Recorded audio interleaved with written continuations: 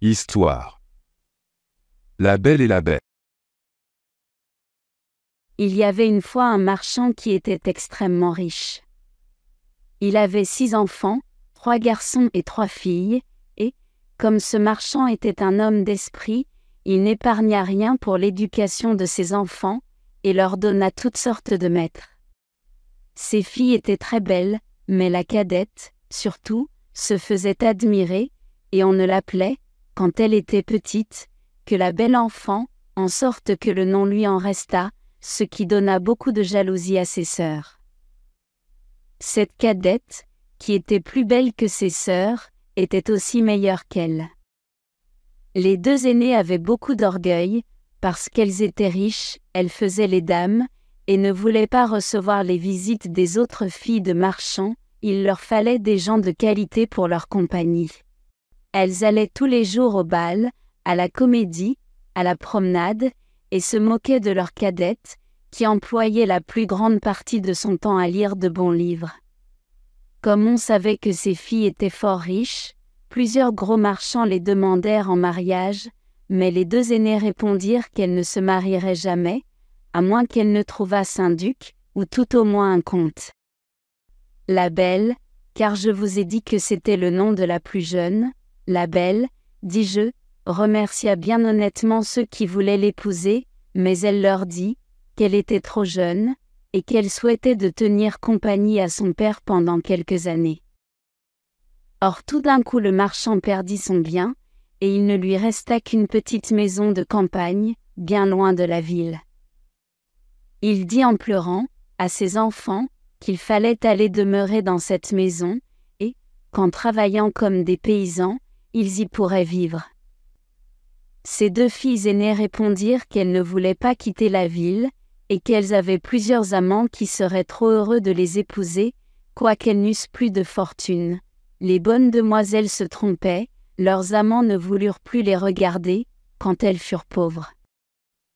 Comme personne ne les aimait à cause de leur fierté, on disait, elles ne méritent pas qu'on les plaigne, nous sommes bien aises de voir leur orgueil abaissé, qu'elles aillent faire les dames en gardant les moutons.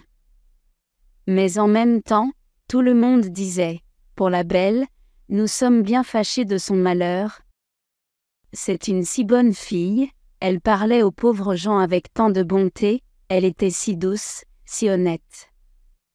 Il y eut même plusieurs gentilshommes qui voulurent l'épouser, quoiqu'elle n'eût pas un sou, mais elle leur dit qu'elle ne pouvait pas se résoudre à abandonner son pauvre père dans son malheur, et qu'elle le suivrait à la campagne, pour le consoler et lui aider à travailler. La pauvre Belle avait été bien affligée d'abord de perdre sa fortune, mais elle s'était dit à elle-même, « Quand je pleurerai bien fort, mes larmes ne me rendront pas mon bien, il faut tâcher d'être heureuse sans fortune. » Quand ils furent arrivés à leur maison de campagne, le marchand et ses 3 fils s'occupèrent à labourer la terre. La Belle se levait à 4 heures du matin, et se dépêchait de nettoyer la maison et d'apprêter à dîner pour la famille. Elle eut d'abord beaucoup de peine, car elle n'était pas accoutumée à travailler comme une servante. Mais, au bout de 2 mois, elle devint plus forte, et la fatigue lui donna une santé parfaite. Quand elle avait fait son ouvrage, elle lisait, elle jouait du clavecin, ou bien elle chantait en filant.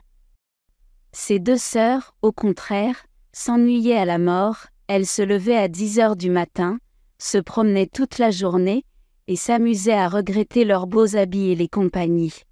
« Voyez notre cadette, disait-elle entre elles, elle a l'âme basse, et est si stupide qu'elle est contente de sa malheureuse situation. » Le bon marchand ne pensait pas comme ses filles. Il savait que la Belle était plus propre que ses sœurs à briller dans les compagnies. Il admirait la vertu de cette jeune fille, et surtout sa patience, car ses sœurs, non contentes de lui laisser faire tout l'ouvrage de la maison, l'insultaient à tout moment.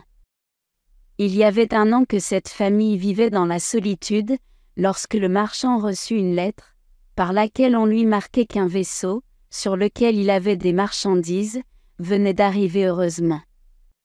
Cette nouvelle fit tourner la tête à ses 2 aînés, qui pensait qu'à la fin elle pourrait quitter cette campagne, où elle s'ennuyait tant, et quand elles virent leur père prêt à partir, elles le prièrent de leur apporter des robes, des palatines, des coiffures, et toutes sortes de bagatelles. La belle ne lui demandait rien, car elle pensait en elle-même, que tout l'argent des marchandises ne suffirait pas pour acheter ce que ses sœurs souhaitaient.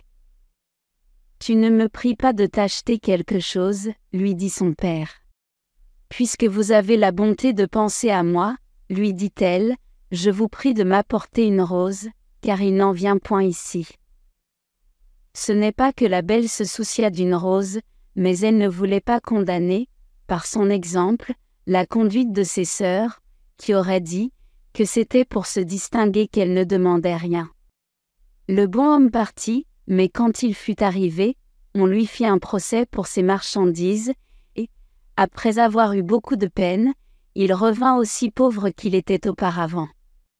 Il n'avait plus que 30 000 pour arriver à sa maison, et il se réjouissait déjà du plaisir de voir ses enfants, mais, comme il fallait passer un grand bois, avant de trouver sa maison, il se perdit. Il neigeait horriblement, le vent était si grand, qu'il le jeta 2 fois en bas de son cheval, et, la nuit étant venue, il pensa qu'il mourrait de faim ou de froid, ou qu'il serait mangé des loups, qu'il entendait hurler autour de lui. Tout d'un coup, en regardant au bout d'une longue allée d'arbres, il vit une grande lumière, mais qui paraissait bien éloignée. Il marcha de ce côté-là, et vit que cette lumière sortait d'un grand palais qui était tout illuminé. Le marchand remercia Dieu du secours qu'il lui envoyait, et se hâta d'arriver à ce château, mais il fut bien surpris de ne trouver personne dans les cours. Son cheval, qui le suivait, voyant une grande écurie ouverte, entra dedans, et, ayant trouvé du foin et de l'avoine, le pauvre animal, qui mourait de faim, se jeta dessus avec beaucoup d'avidité. Le marchand l'attacha dans l'écurie, et marcha vers la maison, où il ne trouva personne, mais, étant entré dans une grande salle, il y trouva un bon feu, et une table chargée de viande, où il n'y avait qu'un couvert.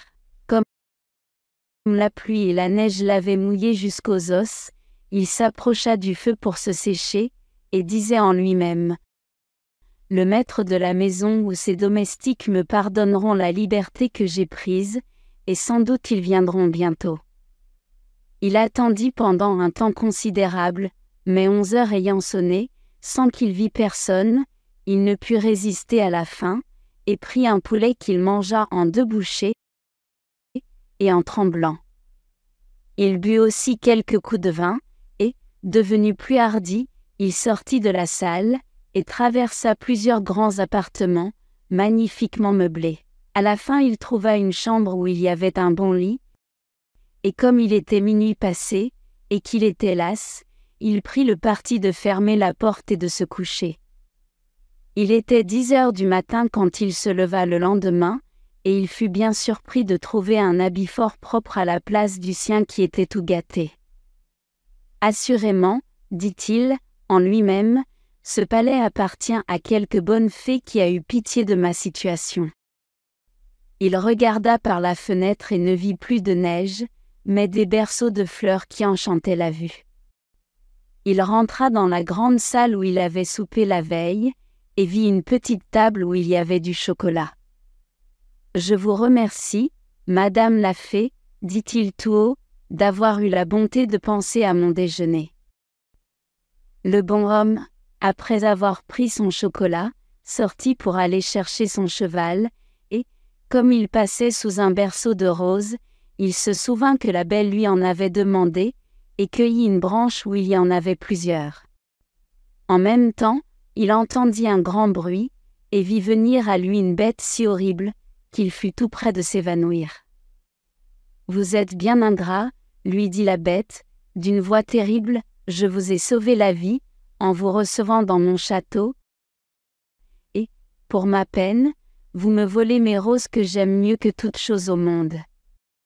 Il faut mourir pour réparer cette faute, je ne vous donne qu'un quart d'heure pour demander pardon à Dieu. » Le marchand se jeta à genoux, et dit à la bête, en joignant les mains, « Mon Seigneur, pardonnez-moi, je ne croyais pas vous offenser en cueillant une rose pour une de mes filles, qui m'en avait demandé. » « Je ne m'appelle point mon Seigneur, répondit le monstre, mais la bête.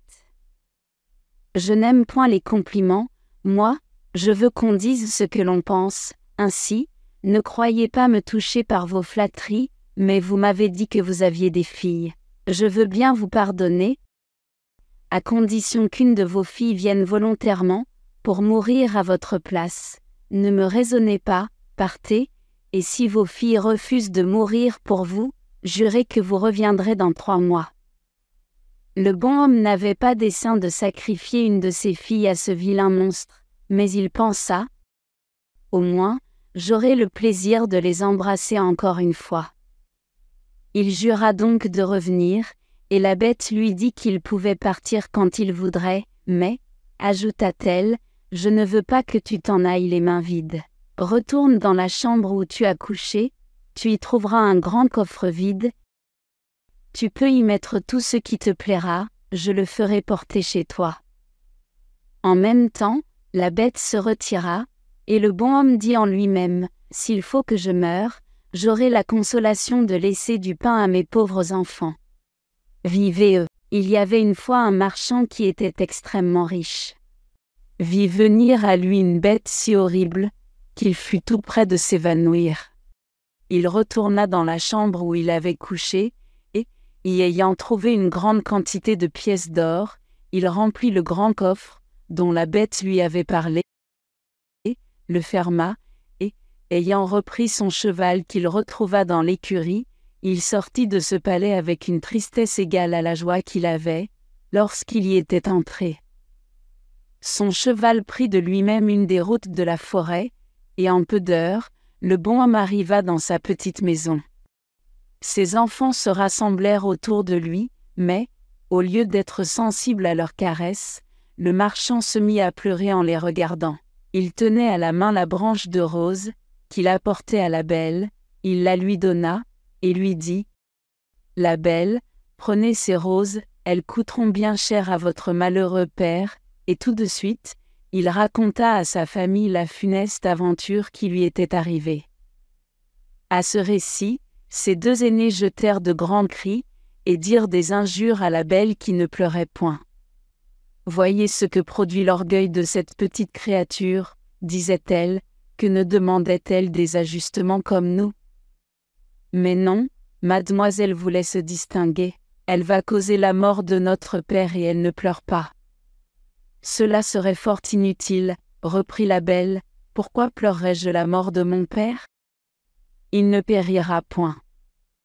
Puisque le monstre veut bien accepter une de ses filles, je veux me livrer à toute sa furie, et je me trouve fort heureuse, puisqu'en mourant j'aurai la joie de sauver mon père et de lui prouver ma tendresse.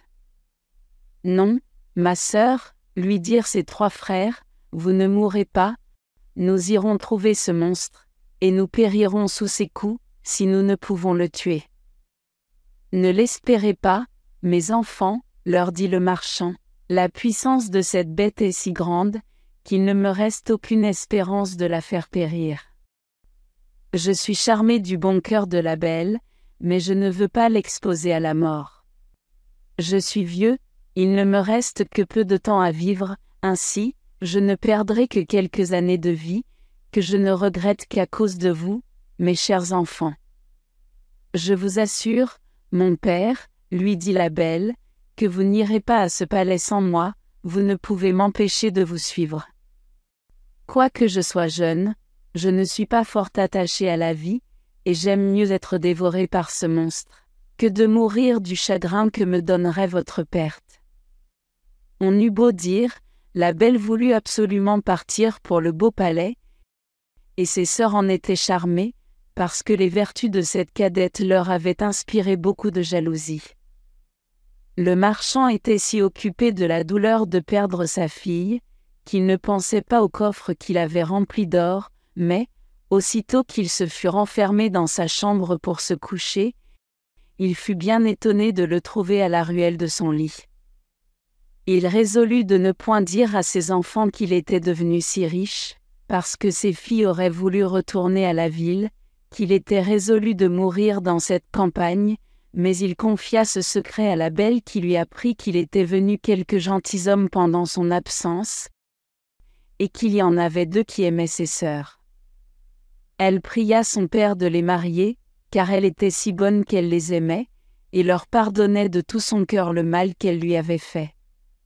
Ces 2 méchantes filles se frottaient les yeux avec un oignon, pour pleurer lorsque la belle partit avec son père, mais ses frères pleuraient tout de bon. Aussi bien que le marchand, il n'y avait que la belle qui ne pleurait point, parce qu'elle ne voulait pas augmenter leur douleur. Le cheval prit la route du palais, et sur le soir ils l'aperçurent illuminé, comme la première fois. Le cheval fut tout seul à l'écurie, et le bon homme entra avec sa fille dans la grande salle, où ils trouvèrent une table magnifiquement servie, avec 2 couverts. Le marchand n'avait pas le cœur de manger, mais Belle s'efforçant de paraître tranquille, se mit à table, et le servit. Puis elle disait en elle-même : « La bête veut m'engraisser avant de me manger, puisqu'elle me fait si bonne chair. » Quand ils eurent soupé, ils entendirent un grand bruit, et le marchand dit adieu à sa pauvre fille en pleurant, car il pensait que c'était la bête. Belle ne put s'empêcher de frémir en voyant cette horrible figure, mais elle se rassura de son mieux, et le monstre lui ayant demandé si c'était de bon cœur qu'elle était venue, elle lui dit, en tremblant, « Oui. Vous êtes bien bonne, dit la bête, et je vous suis bien obligée. Bon homme, partez demain matin, et ne vous avisez jamais de revenir ici. Adieu, la belle. » Adieu, la bête, répondit-elle, et tout de suite le monstre se retira. Ah! Ma fille, lui dit le marchand, en embrassant la belle, je suis à demi-mort de frayeur.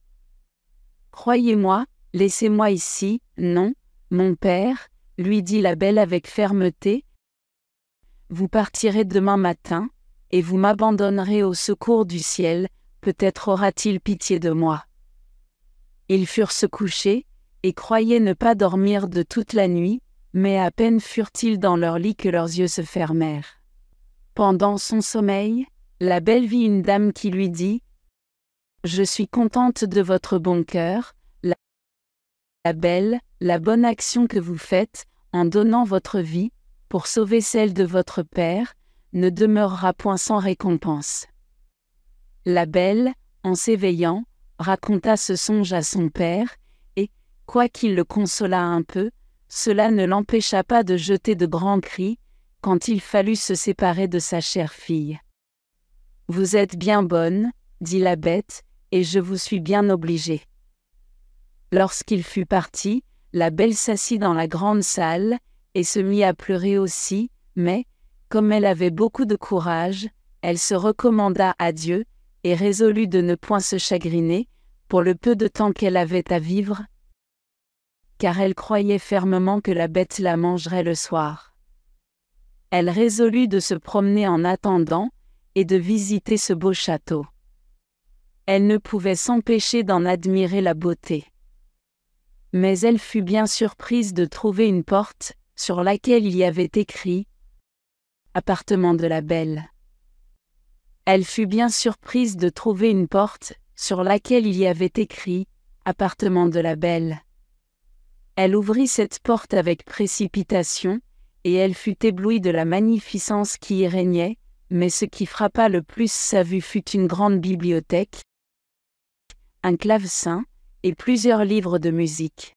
« On ne veut pas que je m'ennuie, dit-elle, tout bas. Elle pensa ensuite, si je n'avais qu'un jour à demeurer ici, on ne m'aurait pas fait une telle provision. Cette pensée ranima son courage. Elle ouvrit la bibliothèque, et vit un livre où il y avait écrit en lettres d'or. « Souhaitez, commandez, vous êtes ici la reine et la maîtresse. » Hélas, dit-elle, en soupirant, je ne souhaite rien que de voir mon pauvre père, et de savoir ce qu'il fait à présent. Elle avait dit cela en elle-même. Quelle fut sa surprise! en jetant les yeux sur un grand miroir, d'y voir sa maison, où son père arrivait avec un visage extrêmement triste. Ses sœurs venaient au-devant de lui, et, malgré les grimaces qu'elles faisaient pour paraître affligées, la joie qu'elles avaient de la perte de leur sœur paraissait sur leur visage. Un moment après, tout cela disparut, et la belle ne put s'empêcher de penser que la bête était bien complaisante, qu'elle n'avait rien à craindre d'elle. À midi, elle trouva la table mise, et, pendant son dîner elle entendit un excellent concert, quoiqu'elle ne vit personne. Le soir, comme elle allait se mettre à table, elle entendit le bruit que faisait la bête, et ne put s'empêcher de frémir.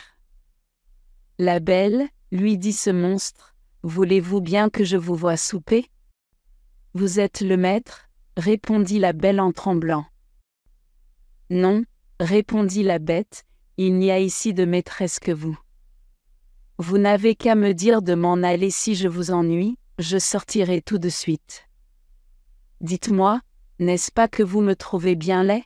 Cela est vrai, dit la belle, car je ne sais pas mentir, mais je crois que vous êtes fort bon. Vous avez raison, dit le monstre, mais, outre que je suis laid, je n'ai point d'esprit, je sais bien que je ne suis qu'une bête. On n'est pas bête, reprit la belle, quand on croit n'avoir point d'esprit, un sot n'a jamais su cela. Mangez donc, la belle, lui dit le monstre, et tâchez de ne vous point ennuyer dans votre maison, car tout ceci est à vous, et j'aurais du chagrin, si vous n'étiez pas contente. Vous avez bien de la bonté, lui dit la belle. Je vous avoue que je suis bien contente de votre cœur, quand j'y pense, vous ne me paraissez plus si laid. Ô dame, oui, répondit la bête, j'ai le cœur bon, mais je suis un monstre. Il y a bien des hommes qui sont plus monstres que vous, dit la belle, et je vous aime mieux avec votre figure que ceux qui, avec la figure d'homme, cachent un cœur faux, corrompu, ingrat. Si j'avais de l'esprit, reprit la bête, je vous ferais un grand compliment pour vous remercier, mais je suis un stupide, et tout ce que je puis vous dire, c'est que je vous suis bien obligée. La belle soupa de bon appétit. Elle n'avait presque plus peur du monstre, mais elle manqua mourir de frayeur, lorsqu'il lui dit, « La belle, voulez-vous être ma femme ?» Elle fut quelque temps sans répondre, elle avait peur d'exciter la colère du monstre. En le refusant, elle lui dit pourtant en tremblant, « Non la bête. » Dans ce moment, ce pauvre monstre voulut soupirer, et il fit un sifflement si épouvantable, que tout le palais en retentit, mais Belle fut bientôt rassurée, car la bête lui ayant dit tristement, « Adieu donc la belle », sortit de la chambre, en se retournant de temps en temps pour la regarder encore. Belle se voyant seule, sentit une grande compassion pour cette pauvre bête, « Hélas, disait-elle, c'est bien dommage qu'elle soit si laide, elle est si bonne. » Belle passa 3 mois dans ce palais avec assez de tranquillité. Tous les soirs, la bête lui rendait visite, l'entretenait pendant le souper, avec assez de bon sens, mais jamais avec ce qu'on appelle esprit, dans le monde. Chaque jour, Belle découvrait de nouvelles bontés dans ce monstre. L'habitude de le voir l'avait accoutumée à sa laideur, et, loin de craindre le moment de sa visite, elle regardait souvent à sa montre, pour voir s'il était bientôt 9 heures, car la bête ne manquait jamais de venir à cette heure-là. Il n'y avait qu'une chose qui faisait de la peine à la belle, c'est que le monstre, avant de se coucher, lui demandait toujours si elle voulait être sa femme, et paraissait pénétrée de douleur lorsqu'elle lui disait que non. Elle dit un jour, « Vous me chagrinez, la bête, je voudrais pouvoir vous épouser, mais je suis trop sincère pour vous faire croire que cela arrivera jamais. Je serai toujours votre amie, tâchez de vous contenter de cela. » « Il le faut bien, » reprit la bête, « je me rends justice. Je sais que je suis bien horrible, mais je vous aime beaucoup, cependant je suis trop heureux de ce que vous voulez bien rester ici, promettez-moi que vous ne me quitterez jamais. » La belle rougit à ces paroles. Elle avait vu dans son miroir que son père était malade de chagrin de l'avoir perdu, et elle souhaitait de le revoir. Quelle fut sa surprise en jetant les yeux sur un grand miroir. « Je pourrais bien vous promettre, dit-elle à la bête, de ne vous jamais quitter toi accent grave fait, mais j'ai tant d'envie de revoir mon père, que je mourrai de douleur si vous me refusez ce plaisir. J'aime mieux mourir moi-même, dit ce monstre, que de vous donner du chagrin. Je vous enverrai chez votre père, vous y resterez, et votre pauvre bête en mourra de douleur. Non, lui dit la belle en pleurant, je vous aime trop pour vouloir causer votre mort. Je vous promets de revenir dans 8 jours. Vous m'avez fait voir que mes sœurs sont mariées, que mes frères sont partis pour l'armée. Mon père est tout seul, souffrez que je reste chez lui 1 semaine. Vous y serez demain au matin, dit la bête, mais souvenez-vous de votre promesse. Vous n'aurez qu'à mettre votre bague sur une table en vous couchant, quand vous voudrez revenir. Adieu, la belle. La bête soupira selon sa coutume, en disant ces mots, et la belle se coucha toute triste de l'avoir affligée.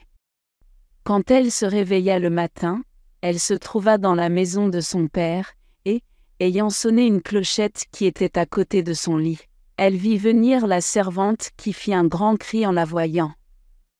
Le bon homme accourut à ce cri, et manqua mourir de joie en revoyant sa chère fille, et ils se tinrent embrassés plus d'un quart d'heure. La belle, après les premiers transports, pensa qu'elle n'avait point d'habit pour se lever, mais la servante lui dit qu'elle venait de trouver dans la chambre voisine un grand coffre plein de robes toutes d'or, garnies de diamants. Belle remercia la bonne bête de ses attentions, elle prit la moins riche de ses robes, et dit à la servante de serrer les autres, dont elle voulait faire présent à ses sœurs, mais à peine eut-elle prononcé ces paroles, que le coffre disparut. Son père lui dit que la bête voulait qu'elle gardât tout cela pour elle, et aussitôt les robes et le coffre revinrent à la même place. La belle s'habilla, et, pendant ce temps on fut avertir ses sœurs qui accoururent avec leurs maris, elles étaient toutes 2 fort malheureuses. L'aîné avait épousé un gentilhomme, beau comme le jour, mais il était si amoureux de sa propre figure, qu'il n'était occupé que de cela, depuis le matin jusqu'au soir, et méprisait la beauté de sa femme. La seconde avait épousé un homme qui avait beaucoup d'esprit, mais il ne s'en servait que pour faire enrager tout le monde, et sa femme toute la première. Les sœurs de la belle manquèrent de mourir de douleur, quand elles la virent habillée comme une princesse, et plus belle que le jour. Elle eut beau les caresser, rien ne put étouffer leur jalousie, qui augmenta beaucoup, quand elle leur eut conté combien elle était heureuse. Ces 2 jalouses descendirent dans le jardin pour y pleurer tout à leur aise, et elles se disaient, « Pourquoi cette petite créature est-elle plus heureuse que nous? Ne sommes-nous pas plus aimables qu'elle? » Ma sœur, dit l'aîné, il me vient une pensée, tâchons de l'arrêter ici plus de 8 jours, sa sotte bête se mettra en colère de ce qu'elle lui aura manqué de parole, et peut-être qu'elle la dévorera. Vous avez raison, ma sœur, répondit l'autre. Pour cela, il lui faut faire de grandes caresses, et, ayant pris cette résolution, elles remontèrent, et firent tant d'amitié à leur sœur, que la belle en pleura de joie. Quand les 8 jours furent passés, les 2 sœurs s'arrachèrent les cheveux, et firent tant les affliger de son départ, qu'elle promit de rester encore 8 jours chez son père. Tâchons de l'arrêter ici plus de 8 jours. Cependant Belle se reprochait le chagrin qu'elle allait donner à sa pauvre bête, qu'elle aimait de tout son cœur, et elle s'ennuyait de ne plus la voir. La 10e nuit qu'elle passa chez son père, elle rêva qu'elle était dans le jardin du palais, et qu'elle voyait la bête couchée sur l'herbe et près de mourir, qui lui reprochait son ingratitude. La belle se réveilla en sursaut, et versa des larmes. Ne suis-je pas bien méchante, disait-elle, de donner du chagrin à une bête qui a pour moi tant de complaisance? Est-ce sa faute si elle est si laide, et si elle a peu d'esprit? Elle est bonne, cela vaut mieux que tout le reste. Pourquoi n'ai-je pas voulu l'épouser? Je serais plus heureuse avec elle, que mes sœurs avec leur mari. Ce n'est ni la beauté, ni l'esprit d'un mari qui rendent une femme contente, c'est la bonté du caractère, la vertu, la complaisance, et la bête a toutes ses bonnes qualités. Je n'ai point d'amour pour elle, mais j'ai de l'estime, de l'amitié, de la reconnaissance. Allons, il ne faut pas la rendre malheureuse, je me reprocherai toute ma vie mon ingratitude. À ces mots, Belle se lève, met sa bague sur la table, et revient se coucher. À peine fut-elle dans son lit, qu'elle s'endormit, et, quand elle se réveilla le matin, elle vit avec joie qu'elle était dans le palais de la bête. Elle s'habilla magnifiquement pour lui plaire, et s'ennuya à mourir toute la journée, en attendant 9 heures du soir, mais l'horloge eut beau sonner, la bête ne parut point. La Belle alors craignit d'avoir causé sa mort. Elle courut tout le palais, en jetant de grands cris, elle était au désespoir. Après avoir cherché partout, elle se souvint de son rêve, et courut dans le jardin vers le canal, où elle l'avait vue en dormant. Elle trouva la pauvre bête étendue sans connaissance, et elle crut qu'elle était morte. Elle trouva la pauvre bête étendue sans connaissance. Elle se jeta sur son corps, sans avoir horreur de sa figure, et, sentant que son cœur battait encore, elle prit de l'eau dans le canal, et lui en jeta sur la tête. La bête ouvrit les yeux, et dit à la Belle, « Vous avez oublié votre promesse. Le chagrin de vous avoir perdu m'a fait résoudre à me laisser mourir de faim, mais je meurs content, puisque j'ai le plaisir de vous revoir encore une fois. » « Non, ma chère bête, vous ne mourrez point, lui dit la Belle, vous vivrez pour devenir mon époux, dès ce moment je vous donne ma main, et je jure que je ne serai qu'à vous. Hélas! Je croyais n'avoir que de l'amitié pour vous, mais la douleur que je sens me fait voir que je ne pourrais vivre sans vous voir. À peine la Belle eut-elle prononcé ces paroles qu'elle vit le château brillant de lumière, les feux d'artifice, la musique, tout lui annonçait une fête. Mais toutes ces beautés n'arrêtèrent point sa vue, elle se retourna vers sa chère bête, dont le danger la faisait frémir. Quelle fut sa surprise! La bête avait disparu, et elle ne vit plus à ses pieds qu'un prince plus beau que l'amour, qui la remerciait d'avoir fini son enchantement. Quoique ce prince méritât toute son attention, elle ne put s'empêcher de lui demander où était la bête. « Vous la voyez à vos pieds, » lui dit le prince. Une méchante fée m'avait condamné à rester sous cette figure, jusqu'à ce qu'une belle fille consentît à m'épouser, et elle m'avait défendu de faire paraître mon esprit. Ainsi, il n'y avait que vous dans le monde, assez bonne pour vous laisser toucher à la bonté de mon caractère, et, en vous offrant ma couronne, je ne puis m'acquitter des obligations que je vous ai. La Belle, agréablement surprise, donna la main à ce beau prince pour se relever.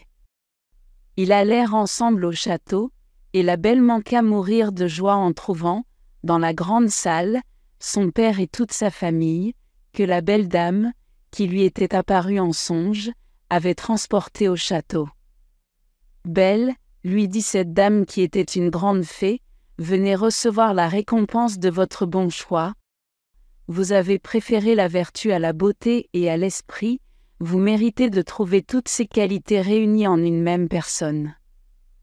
Vous allez devenir une grande reine, j'espère que le trône ne détruira pas vos vertus. Pour vous, mesdemoiselles, dit la fée aux 2 sœurs de Belle, je connais votre cœur et toute la malice qu'il renferme. Devenez 2 statues, mais conservez toute votre raison sous la pierre qui vous enveloppera. Vous demeurerez à la porte du palais de votre sœur, et je ne vous impose point d'autre peine que d'être témoin de son bonheur. Vous ne pourrez revenir dans votre premier état qu'au moment où vous reconnaîtrez vos fautes, mais j'ai bien peur que vous ne restiez toujours statue. On se corrige de l'orgueil, de la colère, de la gourmandise et de la paresse, mais c'est une espèce de miracle que la conversion d'un cœur méchant et envieux. Dans le moment, la fée donna un coup de baguette qui transporta tous ceux qui étaient dans cette salle. Dans le royaume du prince. Ses sujets le virent avec joie, et il épousa la belle qui vécut avec lui fort longtemps, et dans un bonheur parfait, parce qu'il était fondé sur la vertu.